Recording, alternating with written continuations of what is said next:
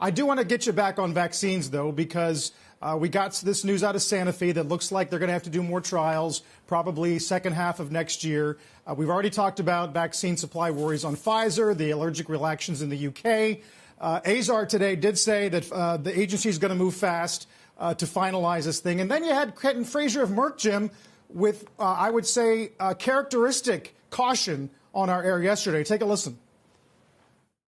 These vaccines have had stunning efficacy, and we should all be very optimistic about it. Where we're going in the next 6 months, as everybody knows, is we're going to have to assist in making sure that those vaccines get to the most vulnerable populations and to healthcare workers. After that, we can talk about a more general rollout, but that's probably going to take longer than 6 months.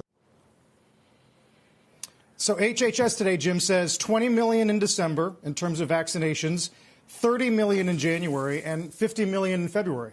Look, I continue to marvel how good things are, but then I start wondering, is it just the RNA? I mean, Moderna next week. We haven't talked enough about Moderna. Moderna could surprise us with more volume.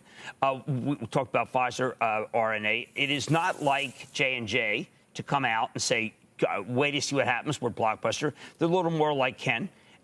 But I have great hopes for J&J. I did not have great hopes for Glaxo because even though they're great vaccine companies, it was kind of a shotgun marriage. Didn't necessarily expect anything there. AstraZeneca, obviously disappointment. And this is clearly, David, not an easy vaccine to make. But if we get J&J and they deliver, and I think they will, and that's a mid-January perhaps, and we get Pfizer and we get Moderna, that may be enough to be able to say we're going to get $1 billion.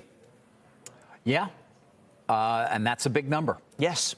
That's a very big number. The J&J, by the way, would only be one shot, is my understanding. Yes, not one shot. The double dosage needed for the mRNA, which is vaccines, which is Moderna, of course, and Pfizer. But, Jim, it is such a strange juxtaposition we have right now in terms of new highs in the stock market, these incredible leaps forward that are being made by IPOs or by companies that we talk about so often here, EV or Snowflake or Tesla. And then juxtaposed with people online to get food, the fact that you're not going to potentially get a relief bill out of Congress with 3,000 deaths a day. Right. It's a strange time. Shepard Smith here. Thanks for watching CNBC on YouTube.